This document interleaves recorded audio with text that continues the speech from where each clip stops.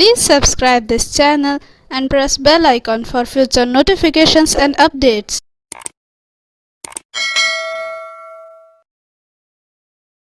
है black money, काला धन आखिर होता क्या है? देखिए, अर्थशास्त्र में काले धन की कोई भी परिभाषा नहीं होती है, कोई डिफाइंड शब्द नहीं है इकोनॉमिक्स में कि व्हाट इज ब्लैक मनी। लेकिन आम भाषा में काले धन को क्या बोला जाता है? गलत तरीके से अर्जित पैसा। गलत तरीके से अगर पैसा अर्जित किया जा रहा है तो उसको हम क्या बोलेंगे? काला धन बोलेंगे। ठीक है, क्या है? गलत तरीके से अर्जित पैसे को काला धन बोला जाता है। No definition in layman's language, it is the money that has been acquired through illegitimate means, गलत तरीके से, और money which is unaccounted, that is आपने टैक्स की सरकार को बताया नहीं आपकी इनकम हुई, आपने टैक्स नहीं दिया, तो टैक्स का घपला करके भी जो पैसा आप रखते हो वो होता है ब्लैक मनी। गलत तरीके से और टैक्स अवॉइड करके या टैक्स इवेड करके जो आप पैसा रखते हो वो ब्लैक मनी होता है। अब ब्लैक मनी कमाया कैसे जाता है? दो तरीके हैं जैसे बताया मैंने आपको। एक तो क्या है?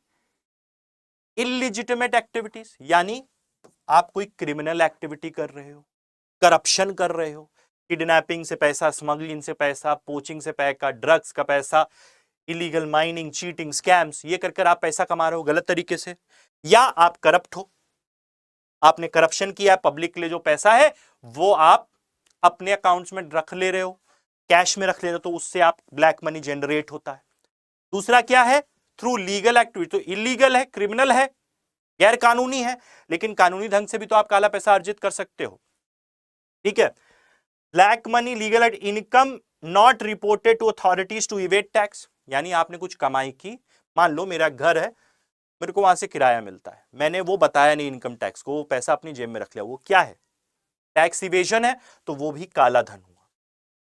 तो ये तरीके से काला धन अर्जित होता है। और एक चीज काले धन की बात करिए, काला धन में दो चीजें होती हैं, वो उसको बहुत अहम तरीके से समझिए। एक होता है ब्लैक मनी स्टॉक, यानी स्टॉक का क्या मतलब है? भाई गद्दा फाड़ा तो उससे पैसा निकला, दीवार तोड़ी तो उससे पैसा, अजय देवगन की पिक्चर नहीं थी, रेड पड़ी थी, दीवार तोड़ रहे हैं, खंबा तोड़ रहे हैं, उससे पैसा गिर रहा है, तो वो क्या है? एक जगह रखा हुआ काला धन, वो होता है स्टॉक ऑफ ब्लैक मनी। ये समस्या है, लेकिन इससे बड़ी समस्या क्या है? फ्लो ऑफ ब्लैक मनी, यानी काले पैसे का जो अर्थव्यवस्था में बहाव होता है। जैसे सिंपल तरीका बताता हूं आपको, मैं स्टडी आईक्यू में नौकरी करता हूं, मुझे मिली सैलरी, सैलरी कहां आई? मेरे अकाउंट में आई, वो मेरा रिपोर्टेड सैलरी, उस पर मुझे इनकम टैक्स देना है, समझ गया? तो ये तो वाइट हो गया। अब मैंने सैलरी से निकाल लिया अपने एटीएम से जाकर कैश, अब मैं बाजार गया, और मैंने बाजार में कोई चीज खरीदी, किसी दुकान से, मान लो अपनी गर्लफ्रेंड के लिए, अपनी बीवी के लिए मैंने खरीदा, ड्रेस खरीदी, साड़ी खरीदी, कुछ खरीदी, और उनको पेमेंट किस में करा? मैंने कैश में किया, बिल नहीं काटा उनने, तो वो क्या हो गया? मेरा व्हाइट मनी, उनका ब्लैक मनी हो गया। तो अब उनने ये सेल करी जिसका पैसा उनने बिल नहीं काटा, तो वो ब्लैक मनी हो गया, रिपोर्टेड नहीं है, उस पर टैक्स नहीं दे रहे हैं वो।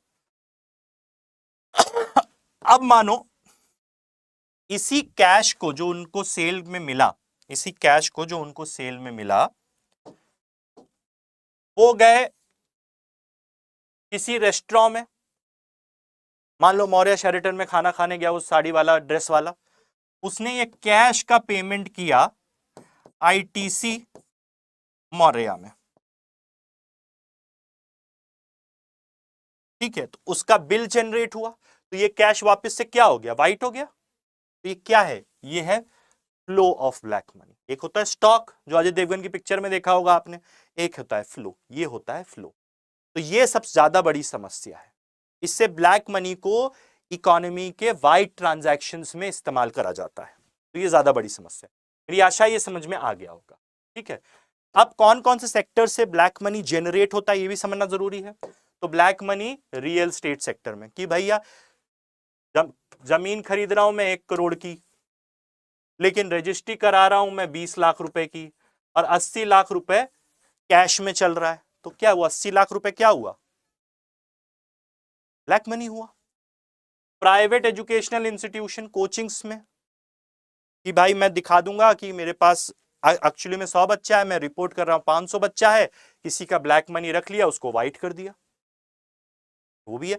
जूलर्स ये करते हैं भाई, जब डिमोनेटाइजेशन हुआ था बहुत सारे जूलर्स को नोटिस गया कि उनने डिमोनेटाइजेशन के 2 दिन पहले 2-2 करोड़ रुपए का सोना बेचा, 5-5 करोड़ रुपए का सोना बेचा, ऐसे कैसे? तो क्या है, काले पैसे को फाइट करने की कोशिश।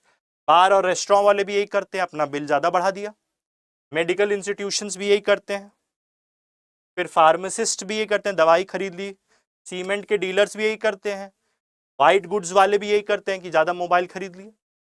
ठीक है, उसके अलावा हवाला से क्या होता है? हवाला क्या होता है? जब आप अंतरराष्ट्रीय स्तर से, अमेरिका में मेरा मान लो भाई है यूएस से, वो मुझे पैसा भेजना चाहता है इंडिया में, तो उसको ट्रांजैक्शन कॉस्ट देनी पड़ेगी, ट्रांसफर कॉस्ट देनी पड़ेगी जो ज्यादा होती है। हवाला वाला क्या बोलता है? तुम मुझे यहां पैसा दे दो, मैं तुम्हारे घर पे पहुंचा दूंगा कम कमीशन पे, तो वो हवाला होता है।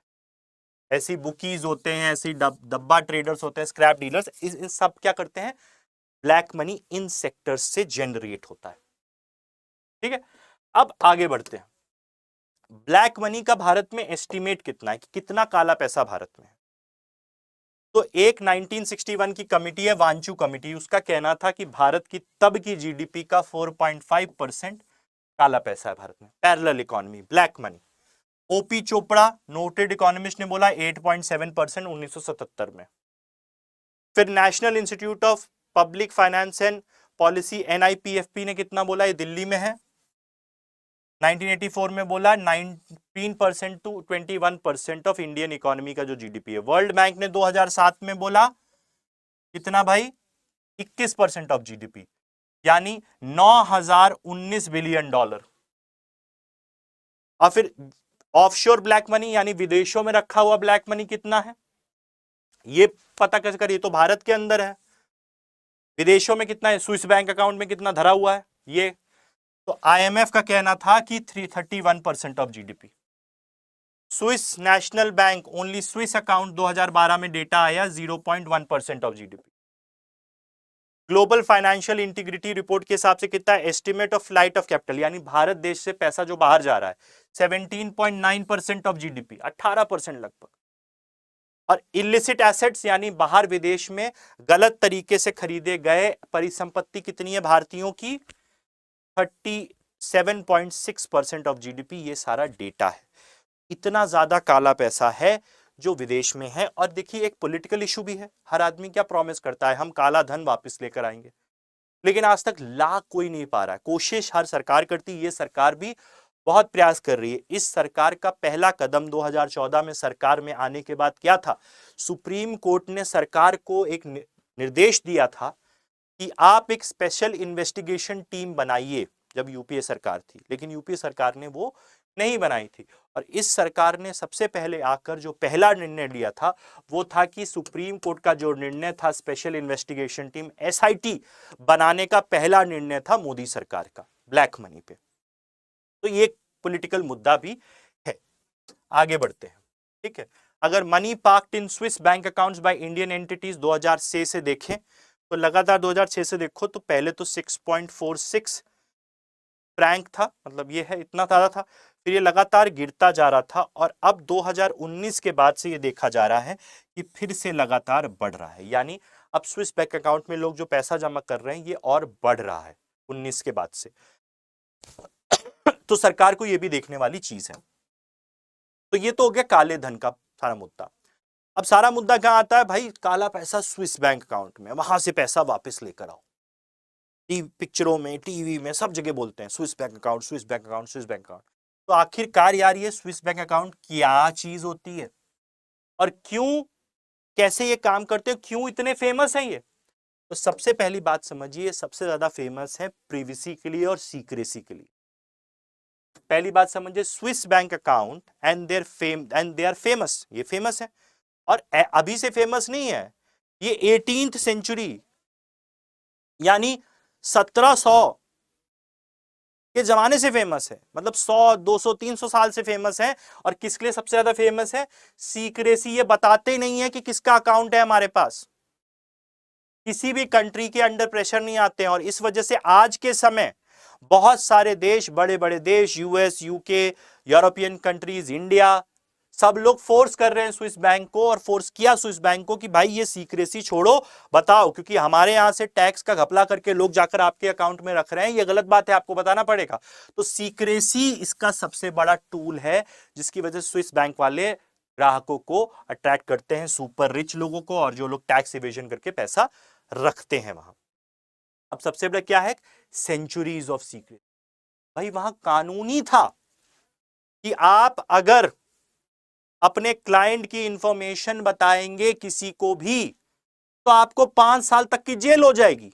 ये स्विट्जरलैंड का कानून है। तो क्या है भाई, समझो, since last at least the beginning of 18th century, Geneva has become most favored nation of French royalty. France के जो राजा महाराजा थे या जो यूरोप के अमीर लोग थे, वो लोग क्या चाहते थे? अपने पैसे को छुपाना चाहते थे, तो वो 1713 से स्विस गवर्नमेंट में स्विस अकाउंट्स खोलते थे। और स्विस सरकार ने एक कानून पारित किया, जिसकी वजह से उन्होंने अपने बैंकर्स को बोला कि आप किसी को भी अपने कस्टमर्स की इंफॉर्मेशन लीक नहीं करेंगे। और ये जो सीक्रेसी है, ये जो प्रिवेसी वो देते हैं, ये पावरफुल कल्चर ऑफ साइलेंस जो है वहां सीक्रेसी का, इसकी वजह से ही स्विस बैंक्स इतने फेमस हैं। ये एक इंपॉर्टेंट फीचर है स्विस बैंकिंग इंडस्ट्री का। वो बताते ही नहीं है, हम नहीं बताएंगे क्या कर लोगे, उनका बेसिकली ये कहना है। और उसके बाद क्या है? उसके बाद 1934 में स्विस सरकार ने एक कानून पारित किया, federal act of banks and saving banks, जिसको बोला जाता है आम भाषा में बैंकिंग लॉ ऑफ 1934, जिसके अंदर एक आर्टिकल है, अनुच्छेद है 47, जिसमें यह दिया गया है, अगर कोई भी बैंक स्विट्जरलैंड का या कर्मचारी कोई भी इंफॉर्मेशन स्विस बैंक की लीक करता है, तो उसको कानूनी जुर्म माना जाएगा। अगर उसके पास सरकार का, आपको अगर इंफॉर्मेशन देनी है तो सरकार को पहले आपको परमिशन लेनी है, फिर क्लाइंट से आपको परमिशन लेनी है, या अगर कोई सरकार, जैसे भारत अगर स्विस बैंक अकाउंट चाहता है तो पहले तो बताना पड़ेगा स्विस बैंक को कि इसके खिलाफ एक क्रिमिनल कंप्लेंट है, तो आप अकाउंट दीजिए, या तो क्रिमिनल कंप्लेंट बताओ या क्लाइंट की कंसेंट लाओ, तभी वो डिटेल बताएंगे, उसके पहले नहीं बताएंगे। और अगर किसी बैंकर ने ये वायलेट किया तो उसको 5 साल की जेल हो जाएगी। तो ये बहुत ही स्ट्रिंजेंटली अप्लाई किया जाता है स्विट्जरलैंड में, इसीलिए स्विस बैंक अकाउंट इतने फेमस है। ठीक है, अब आगे बढ़ते हैं। एज वेल्थ इजिली, आज के समय तो आप पैसा ले जाना बहुत आसान है, इधर से उधर करना पैसा बहुत आसान है, टेक्नोलॉजी है, ये है वो है, इंटरनेशनल बॉर्डर्स के अकाउंट। तो जो सेफ्टी,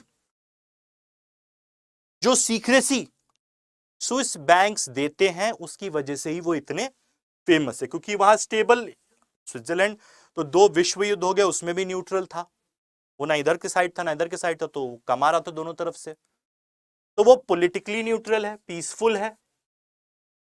ठीक है, वहां सीक्रेसी है, डिस्क्रिशन है, और यही सारी चीजें जो अमीर लोग हैं, जो लोग पैसा घपले से कमाते हैं, ब्लैक वाले हैं, वो सब यहां इसलिए जाते हैं क्योंकि ये सब चीजें मिलते हैं। और क्या है भाई, कई बार क्या है, पिक्चरों में दिखाया गया, एक जेम्स बॉन्ड की picture world is not enough 1999 में आई थी, जिसमें पियर्स ब्रॉसनन जेम्स बॉन्ड बने, तो उनने क्या कहा था?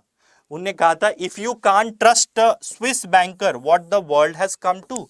अगर आप एक स्विस बैंकर पे भी भरोसा नहीं कर सकते, जिसका जो इमेज है वो सीक्रेसी की है, तो आप किस पे भरोसा करोगे? तो ये इमेज है इनकी, कि पिक्चरों में इनका डिपिक्शन ऐसे है। तो ये चीज है। अब ये लोग बहुत ही सेफ और आसान बैंकिंग सुविधाएं देते हैं। मतलब क्या है इसका, सेफ और आसान बैंकिंग? सबसे पहली बात है, यहां Swiss bank account are attractive to depositor because they combine low level of risk, यानी रिस्क बहुत कम है, और सीक्रेसी और प्रिवेसी तो बहुत ज्यादा देते ही देते हैं। और जो स्विट्जरलैंड की इकोनॉमी है बहुत ही स्टेबल है, यानी स्थिर है, उसमें कोई प्रॉब्लम नहीं है। और जो बैंक हैं वो बहुत ज्यादा प्रोफेशनल ढंग से काम करते हैं और वो इंफॉर्मेशन लीक नहीं करते हैं। तो एक तो रिस्क कम, दूसरा प्रिवेसी। तो जिसको अपना काला धन वहां रखना है क्यों नहीं रखेगा। ठीक है। अब आगे यहां कौन कैसे बैंक अकाउंट खोल सकते हो, बड़ी आसानी से यहां बैंक अकाउंट खोल सकता है कोई भी अडल्ट आदमी, 18 साल से ऊपर का आदमी वहां जाकर अपना स्विस बैंक अकाउंट खोल सकता है। कुछ नहीं चाहिए आपको, बेसिक डॉक्यूमेंट चाहिए, आपको एक आइडेंटिटी प्रूफ चाहिए होता है जैसे पासपोर्ट, वो आपके पास है, आप अकाउंट खोल लो। मिनिमम बैलेंस जैसे भारत में रखते हैं हम लोग 2000, 5000, 10,000, 25,000 जो भी है, तो हर बैंक का अलग मिनिमम बैलेंस है, वो रखो और आराम से जाकर अकाउंट खोल लो। तो कोई लोचा ही नहीं, भारत में ज्यादा बैंक अकाउंट खोलने में लोचा है, वहां नहीं है। अब इंटरनेशनल क्लाइंट्स होते हैं इनके, और इंटरनेशनल क्लाइंट्स ही स्विट्जरलैंड की इकोनॉमी और बैंक्स के लिए बहुत इंपॉर्टेंट है, क्योंकि स्विस इकोनॉमी में लगभग 1/10 जो जीडीपी है स्विट्जरलैंड की वो बैंकिंग सेक्टर से आती है, और 1/10 जो रोजगार है वो भी बैंकिंग क्षेत्र से स्विट्जरलैंड में आते हैं। तो गार्डियन पेपर एक है, उसकी रिपोर्ट है, almost half of 7.9 trillion Swiss franc assets under management by Switzerland belong to foreign client, यानी विदेशी लोगों के वो चीजें हैं, विदेशी लोगों की हैं। इतना एसेट उनके पास है बैंकों में, उसका आधा विदेशी लोगों का है। और बैंकिंग क्षेत्र 10th ऑफ स्विट्जरलैंड की जीडीपी और जॉब्स में कंट्रीब्यूट करता है। और स्विट्जरलैंड में 240 से ज्यादा बैंक हैं, लेकिन 50% जो बैंकिंग बिजनेस है वो क्रेडिट स्विस, जो अभी आपने सेशन देखा होगा, वो क्राइसिस में है, और यूबीएस के अंदर है। ये दो बैंक के अंदर 50% बिजनेस स्विट्जरलैंड में। बहुत आसान है वहां। अब आगे की जो इंफॉर्मेशन आई है इसका क्या करेंगी भारत, और ये इंफॉर्मेशन कैसे मिली भारत को, ये समझने से पहले आपको मैं बता दूं कि आप यूपीएससी फाउंडेशन बैच 7 जो हमारा इस साल का आखिरी फाउंडेशन बैच है उसमें एनरोल कर सकते हैं। इस बैच में आपको सिस्टमैटिक ढंग से 0 लेवल से पढ़ाया जाएगा। जैसे एक बच्चे को एबीसीडी पढ़ाई जाती है बचपन में, वैसे आपको यूपीएससी का एबीसीडी से पढ़ाया जाएगा। यहाँ दोनों प्रीलिम्स मेंस पे फोकस रहेगा, और इस कोर्स में बहुत सारी खास बातें हैं, prelims test series, prelims crash course, mains answer writing, weekly revision quiz, notes जो आपको हिंदी इंग्लिश भाषा में हैंड रिटन मिलेंगे टू द पॉइंट, साथ ही साथ डेली करंट अफेयर्स पढ़ाया जाएगा, साथ ही साथ आपको एक फ्रेंड फिलोसोफर गाइड मेंटर्स के तौर पे दिए जाएंगे, साथ ही साथ ज्ञानवाणी सेशन जैसे कई चीजें आपको इसके अंदर मिलेंगी। तो आपकी प्रिपरेशन को एक होलसम तरीके से आपको पढ़ाया जाएगा। इस कोर्स की कीमत 24,499 है। आप अगर ये कोड लगाएंगे तो आपको ये 18,999 यानी 19,000 में मिल जाएगा। ये एक इवनिंग बैच है, याद रखिए, 18 अक्टूबर से चालू हो रहा है, शाम को 6 बजे से इसकी क्लासेस होंगी। तो जो भी लोग कॉलेज जाते हैं, काम करते हैं, शाम का समय है, वो सब इसमें एनरोल कर सकते हैं। इसको जरूर एनरोल करिए अगर आप यूपीएससी के लिए सीरियसली प्रिपेयर कर रहे हैं, और नहीं कर रहे हैं तो प्रिपेयर करने के बारे में सोचिए, बिकॉज यूपीएससी को प्रिपेयर करना कोई हवा चीज नहीं है। अगर आपके अंदर डेडिकेशन, मोटिवेशन और ड्राइव है कि आप कर सकते हो, मेहनत करने को तैयार हो, तो बिल्कुल आप आईएएस बन सकते हो। प्लीज, नहीं कर रहे हैं तो सोचिए, कर रहे हैं तो उसको सिस्टमैटिक ढंग से करने का भी सोचिए। अब आ जाते हैं भाई, जो ये इंफॉर्मेशन मिली है भारत को, इसका भारत क्या करेगा। Question of black money in Swiss banks, ये है सवाल, काले धन जो स्विस बैंक में उसका क्या। तो सबसे पहली बात ये समझिए कि ब्लैक मनी जो stashed away by Indians in Swiss banks is political issue, एक राजनीतिक इशू है। हर पार्टी, हर नेता ये बोलता है हम लेकर आएंगे, ठीक है, but Swiss authorities have maintain that they cooperate with Indian government to fight tax evasion and fraud. Swiss government का क्या कहना है, वो तो सीक्रेट है, तो वो कहते हैं भैया अगर किसी ने टैक्स फ्रॉड किया है केस करो, इन्फॉर्मेशन मांगो, हम देंगे, लेकिन वो केस थोड़ा प्रूव कर दो तभी हम देंगे, ऐसे तो हम नहीं देंगे। तो इससे बहुत समस्या हो रही थी, तो वर्ल्ड गवर्नमेंट्स ने उनके ऊपर प्रेशर बनाया। ठीक, अब भारत और स्विट्जरलैंड के बीच में एक ऑटोमेटिक अब भारत और स्विट्जरलैंड के बीच में एक automatic exchange of information agreement है 2018 से। उसके अंतर्गत स्विट्जरलैंड की अथॉरिटीज भारत को भारतीय लोगों के अकाउंट जिनके हैं स्विट्जरलैंड में उनकी इंफॉर्मेशन उपलब्ध कराएगी, लेकिन उस इंफॉर्मेशन का उपयोग भारत सिर्फ टैक्स इवेजन केसेस में ही कर सकता है और किसी चीज में नहीं कर सकता है। वो इंफॉर्मेशन किसको दी जाती है? Central board of direct taxes यानी सीबीडीटी। वो टैक्स के केसेस ही उसमें आप उस इंफॉर्मेशन का यूज करके आप इस्तेमाल कर सकते हो। तो पहली इंफॉर्मेशन 2019 में आई थी। ये चौथा लॉट ऑफ इंफॉर्मेशन है जो भारत सरकार को दी जा रही है। ठीक है, Switzerland has receive India has received 4 set of Swiss bank account details, चौथा सेट है, of its nationals and organizations as a part of automatic exchange of information, AIOE, AEI ये है, AEOI। ठीक है, फिर लिख देता हूं AEOI, automatic exchange of information, under which Swiss shared particulars nearly 34 lakh financial accounts with 110 country, यानी 110 countries के साथ ये ऑटोमेटिक एक्सचेंज ऑफ इंफॉर्मेशन के अंतर्गत 34 लाख फाइनेंशियल अकाउंट्स की इंफॉर्मेशन दी गई, जिसमें भारत को भी इंफॉर्मेशन दी गई है। अब इसका सिग्निफिकेंस क्या है, इसका मकसद क्या है, इससे हमें क्या हासिल होगा ये समझना जरूरी है। तो क्या है सिग्निफिकेंस? ये चौथा सेट ऑफ इंफॉर्मेशन है, इंडिया ने रिसीव करी है स्विट्जरलैंड से, दो कंट्रीज के बीच में जो automatic exchange of information agreement है उसके अंतर्गत। ये एग्रीमेंट कब साइन हुआ था? जनवरी 2018 में साइन हुआ था। जनवरी 2018 में ये एग्रीमेंट साइन हुआ था, जनवरी 2018 में।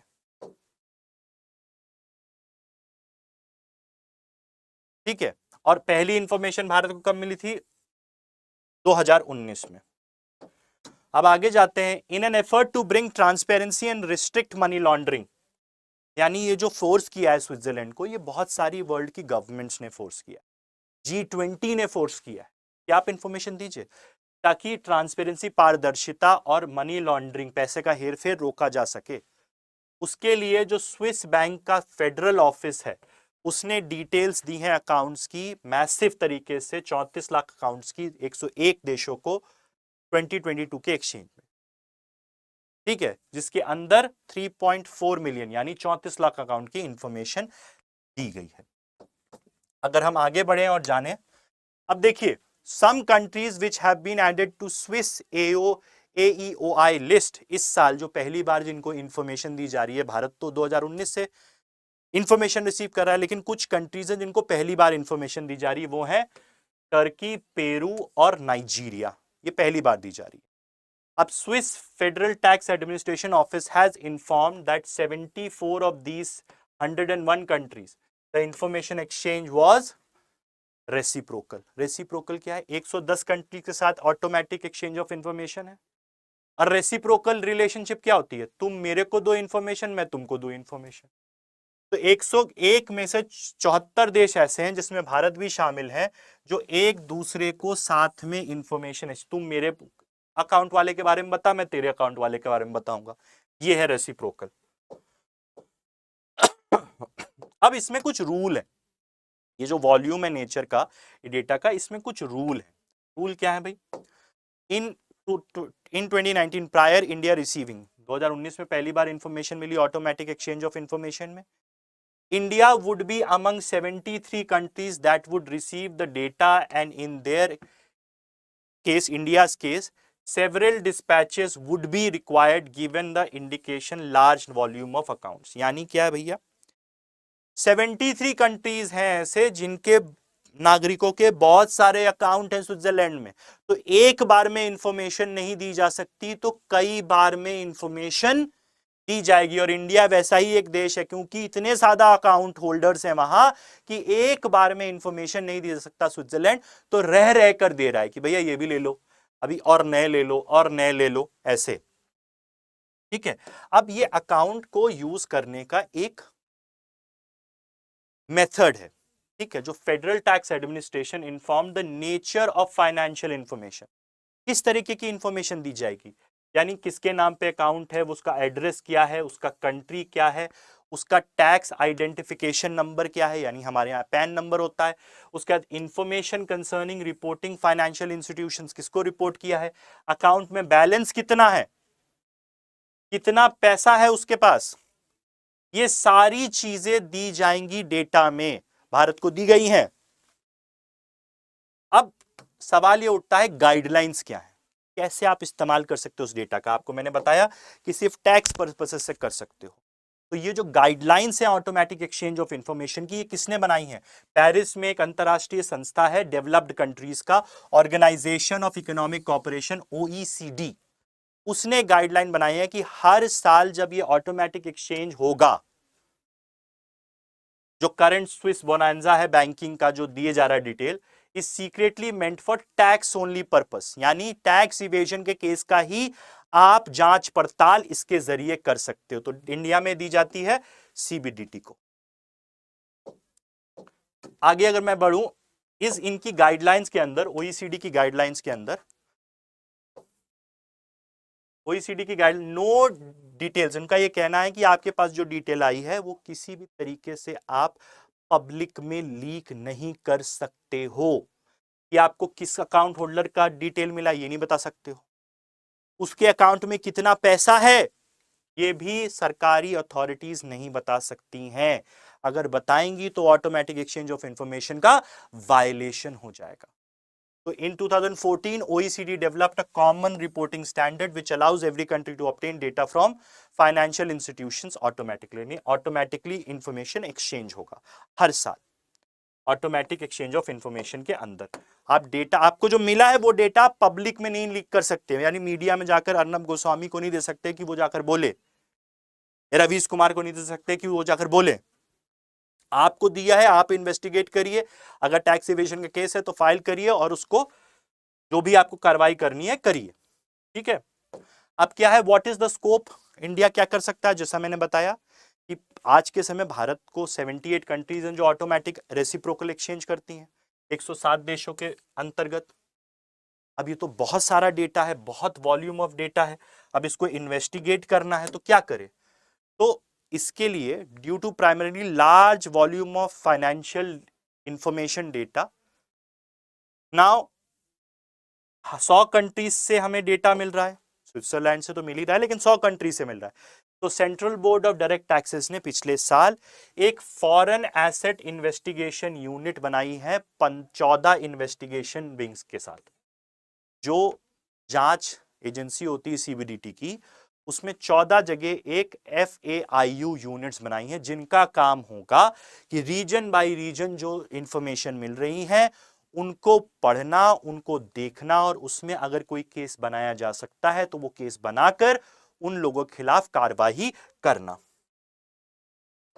तो ये जिम्मेदारी किसकी है, FAIU foreign asset investigation unit की, कि वो फॉलो अप करे इस जो डेटा मिला है उस पर और इन्वेस्टिगेट करे कि किसी टैक्स पेयर का जो पैसा बाहर जमा है क्या वो भारत की एजेंसीज को पता है कि नहीं पता है, अगर नहीं पता है तो उसके खिलाफ कानूनी कार्रवाई करे।